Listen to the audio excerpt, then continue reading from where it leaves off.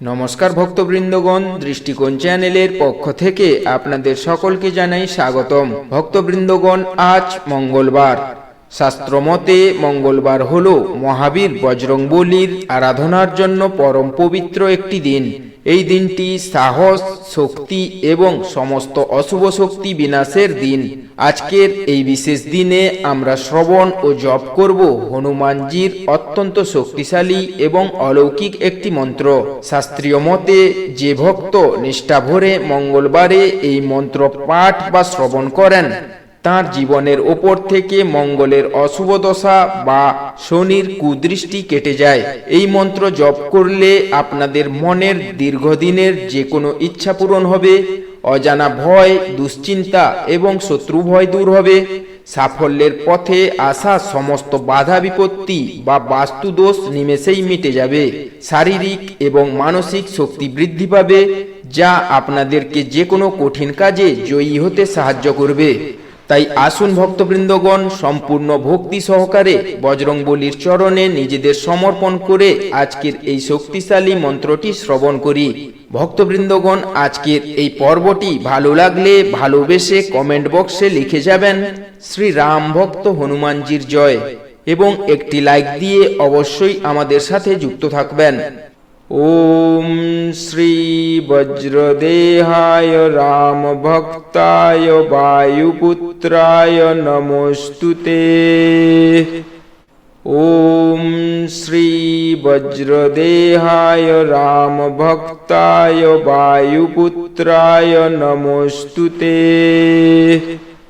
ওম শ্রী বজ্রদেহায় রাম ভক্তায় বায়ুপুত্রায় নমস্তুতে। ওম শ্রী বজ্রদেহায় রাম ভক্তায় বায়ুপুত্রায় নমস্তুতে। ওম শ্রী বজ্রদেহায় রাম ভক্তায় বায়ুপুত্রায় নমস্তুতে। ওম শ্রী বজ্রদেহায় রাম ভক্তায় বায়ুপুত্রায় নমস্তুতে। ওম শ্রী বজ্রদেহায় রাম ভক্তায় বায়ুপুত্রায় নমস্তুতে। ওম শ্রী বজ্রদেহায় রাম ভক্তায় বায়ুপুত্রায় নমস্তুতে। ওম শ্রী বজ্রদেহায় রাম ভক্তায় বায়ুপুত্রায় নমস্তুতে। ওম শ্রী বজ্রদেহায় রাম ভক্তায় বায়ুপুত্রায় নমস্তুতে। ওম শ্রী বজ্রদেহায় রাম ভক্তায় বায়ুপুত্রায় নমস্তুতে। ওম শ্রী বজ্রদেহায় রাম ভক্তায় বায়ুপুত্রায় নমস্তুতে।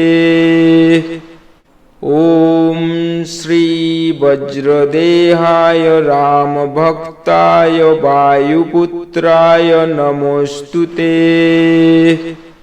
ওম শ্রী বজ্রদেহায় রাম ভক্তায় বায়ুপুত্রায় নমস্তুতে।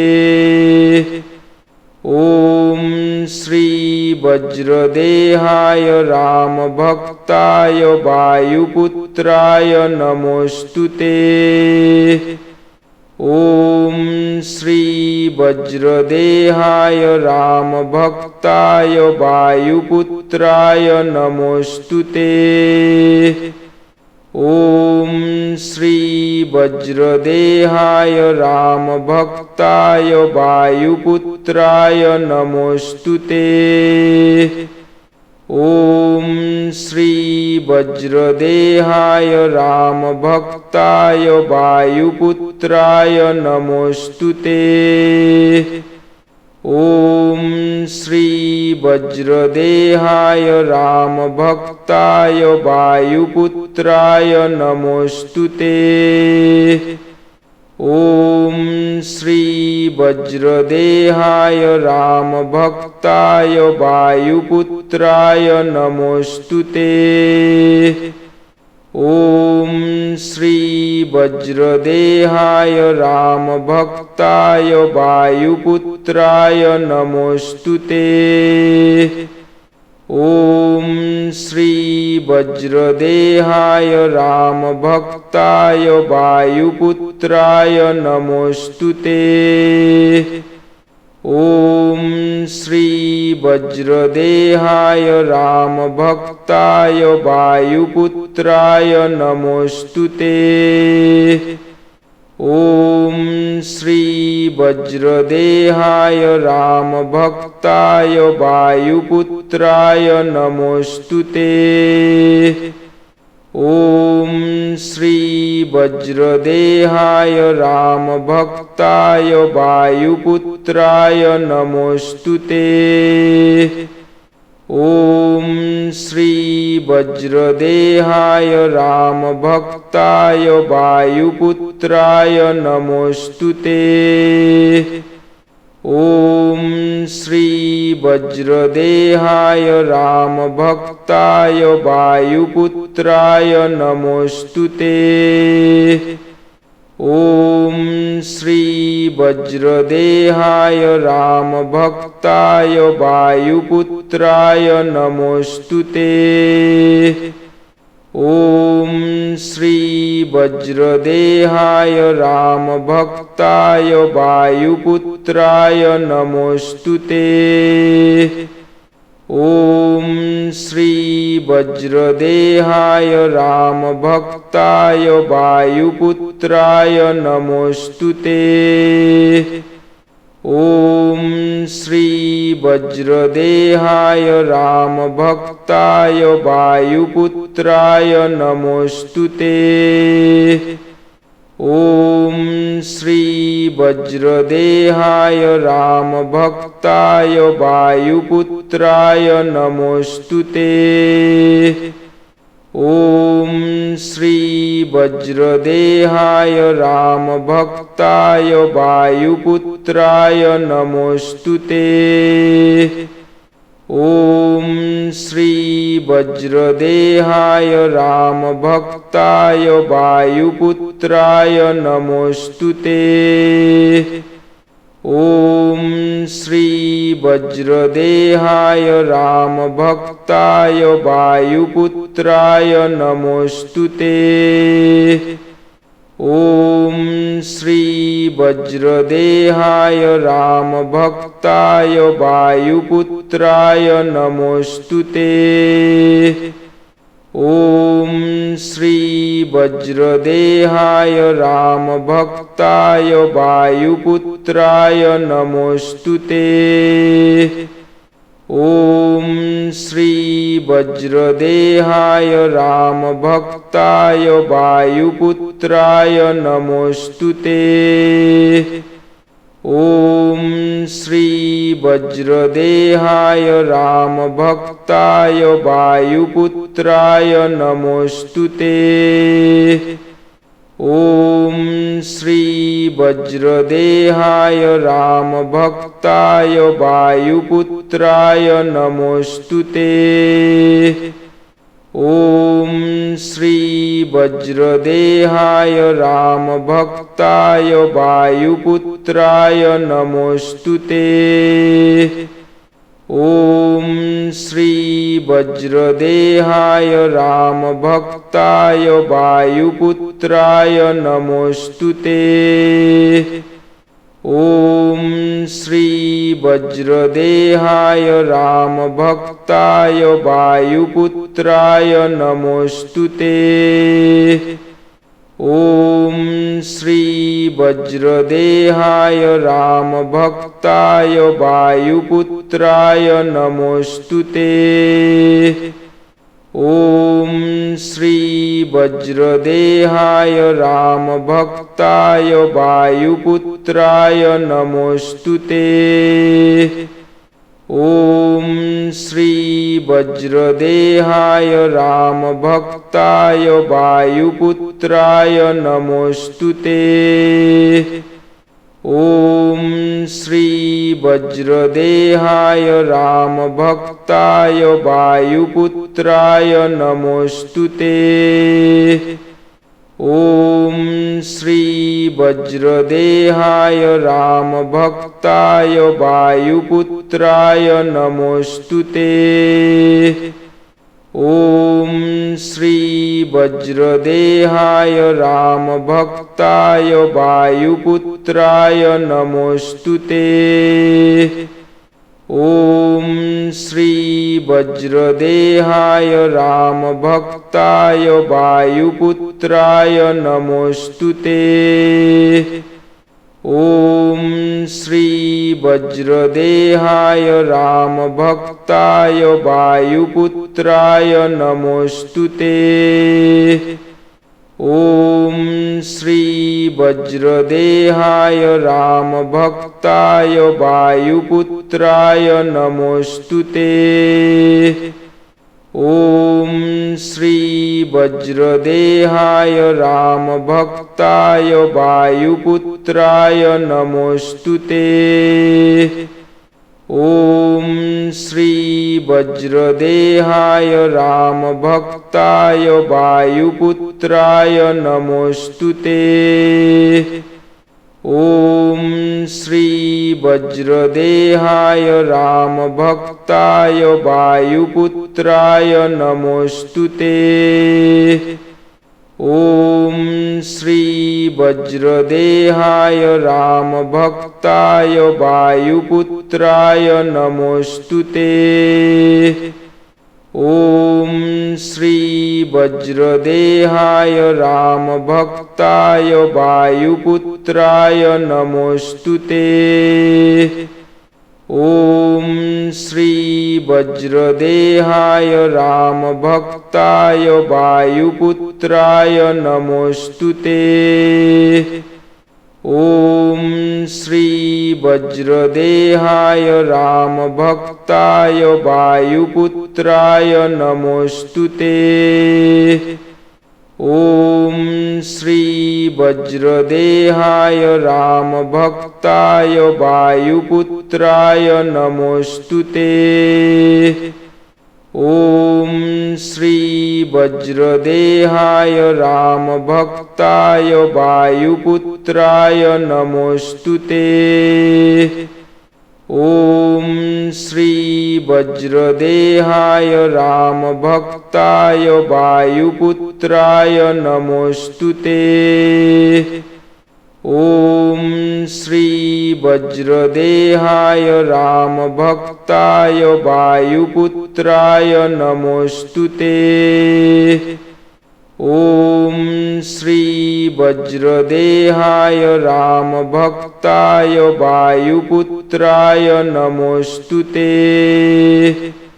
ॐ श्री वज्रदेहाय रामभक्ताय वायुपुत्राय नमोऽस्तुते। ॐ श्री वज्रदेहाय रामभक्ताय वायुपुत्राय नमोऽस्तुते। ॐ श्री वज्रदेहाय रामभक्ताय वायुपुत्राय नमोऽस्तुते। ॐ श्री वज्रदेहाय रामभक्ताय वायुपुत्राय नमोऽस्तुते। ॐ श्री वज्रदेहाय रामभक्ताय वायुपुत्राय नमोऽस्तुते। ॐ श्री वज्रदेहाय रामभक्ताय वायुपुत्राय नमोऽस्तुते। ॐ श्री वज्रदेहाय रामभक्ताय वायुपुत्राय नमोऽस्तुते। ॐ श्री वज्रदेहाय रामभक्ताय वायुपुत्राय नमोऽस्तुते। ॐ श्री वज्रदेहाय रामभक्ताय वायुपुत्राय नमोऽस्तुते। ॐ श्री वज्रदेहाय रामभक्ताय वायुपुत्राय नमोऽस्तुते। ॐ श्री वज्रदेहाय रामभक्ताय वायुपुत्राय नमोऽस्तुते। ॐ श्री वज्रदेहाय रामभक्ताय वायुपुत्राय नमोऽस्तुते। ॐ श्री वज्रदेहाय रामभक्ताय वायुपुत्राय नमोऽस्तुते। ॐ श्री वज्रदेहाय रामभक्ताय वायुपुत्राय नमोऽस्तुते। ॐ श्री वज्रदेहाय रामभक्ताय वायुपुत्राय नमोऽस्तुते। ॐ श्री वज्रदेहाय रामभक्ताय वायुपुत्राय नमोऽस्तुते। ॐ श्री वज्रदेहाय रामभक्ताय वायुपुत्राय नमोऽस्तुते। ॐ श्री वज्रदेहाय रामभक्ताय वायुपुत्राय नमोऽस्तुते। ॐ श्री वज्रदेहाय रामभक्ताय वायुपुत्राय नमोऽस्तुते। ॐ श्री वज्रदेहाय रामभक्ताय वायुपुत्राय नमोऽस्तुते। ॐ श्री वज्रदेहाय रामभक्ताय वायुपुत्राय नमोऽस्तुते। ॐ श्री वज्रदेहाय रामभक्ताय वायुपुत्राय नमोऽस्तुते। ॐ श्री वज्रदेहाय रामभक्ताय वायुपुत्राय नमोऽस्तुते। ॐ श्री वज्रदेहाय रामभक्ताय वायुपुत्राय नमोऽस्तुते। ॐ श्री वज्रदेहाय रामभक्ताय वायुपुत्राय नमोऽस्तुते। ॐ श्री वज्रदेहाय रामभक्ताय वायुपुत्राय नमोऽस्तुते। ॐ श्री वज्रदेहाय रामभक्ताय वायुपुत्राय नमोऽस्तुते। ॐ श्री वज्रदेहाय रामभक्ताय वायुपुत्राय नमोऽस्तुते। ॐ श्री वज्रदेहाय रामभक्ताय वायुपुत्राय नमोऽस्तुते। ॐ श्री वज्रदेहाय रामभक्ताय वायुपुत्राय नमोऽस्तुते। ॐ श्री वज्रदेहाय रामभक्ताय वायुपुत्राय नमोऽस्तुते। ॐ श्री वज्रदेहाय रामभक्ताय वायुपुत्राय नमोऽस्तुते। ॐ श्री वज्रदेहाय रामभक्ताय वायुपुत्राय नमोऽस्तुते। ॐ श्री वज्रदेहाय रामभक्ताय वायुपुत्राय नमोऽस्तुते। ॐ श्री वज्रदेहाय रामभक्ताय वायुपुत्राय नमोऽस्तुते। ॐ श्री वज्रदेहाय रामभक्ताय वायुपुत्राय नमोऽस्तुते। ॐ श्री वज्रदेहाय रामभक्ताय वायुपुत्राय नमोऽस्तुते। ॐ श्री वज्रदेहाय रामभक्ताय वायुपुत्राय नमोऽस्तुते। ॐ श्री वज्रदेहाय रामभक्ताय वायुपुत्राय नमोऽस्तुते। ॐ श्री वज्रदेहाय रामभक्ताय वायुपुत्राय नमोऽस्तुते। ॐ श्री वज्रदेहाय रामभक्ताय वायुपुत्राय नमोऽस्तुते। ॐ श्री वज्रदेहाय रामभक्ताय वायुपुत्राय नमोऽस्तुते। ॐ श्री वज्रदेहाय रामभक्ताय वायुपुत्राय नमोऽस्तुते। ॐ श्री वज्रदेहाय रामभक्ताय वायुपुत्राय नमोऽस्तुते। ॐ श्री वज्रदेहाय रामभक्ताय वायुपुत्राय नमोऽस्तुते। ॐ श्री वज्रदेहाय रामभक्ताय वायुपुत्राय नमोऽस्तुते। ॐ श्री वज्रदेहाय रामभक्ताय वायुपुत्राय नमोऽस्तुते।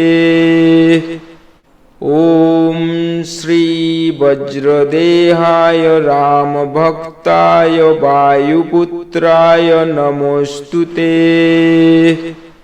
ॐ श्री वज्रदेहाय रामभक्ताय वायुपुत्राय नमोऽस्तुते।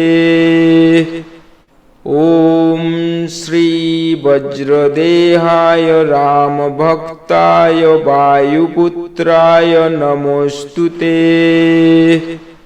ॐ श्री वज्रदेहाय रामभक्ताय वायुपुत्राय नमोऽस्तुते।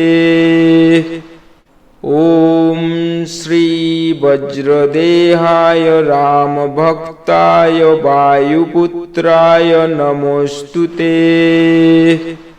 ॐ श्री वज्रदेहाय रामभक्ताय वायुपुत्राय नमोऽस्तुते।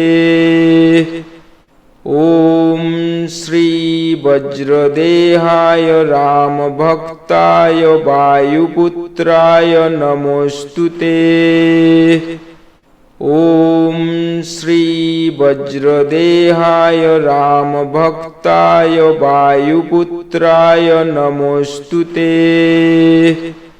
ॐ श्री वज्रदेहाय रामभक्ताय वायुपुत्राय नमोऽस्तुते। ॐ श्री वज्रदेहाय रामभक्ताय वायुपुत्राय नमोऽस्तुते। ॐ श्री वज्रदेहाय रामभक्ताय वायुपुत्राय नमोऽस्तुते। ॐ श्री वज्रदेहाय रामभक्ताय वायुपुत्राय नमोऽस्तुते। ॐ श्री वज्रदेहाय रामभक्ताय वायुपुत्राय नमोऽस्तुते। ॐ श्री वज्रदेहाय रामभक्ताय वायुपुत्राय नमोऽस्तुते।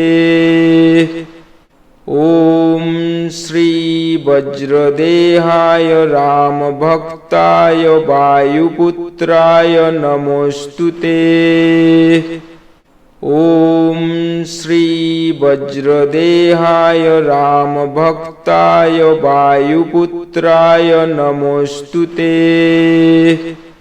ॐ श्री वज्रदेहाय रामभक्ताय वायुपुत्राय नमोऽस्तुते। ॐ श्री वज्रदेहाय रामभक्ताय वायुपुत्राय नमोऽस्तुते।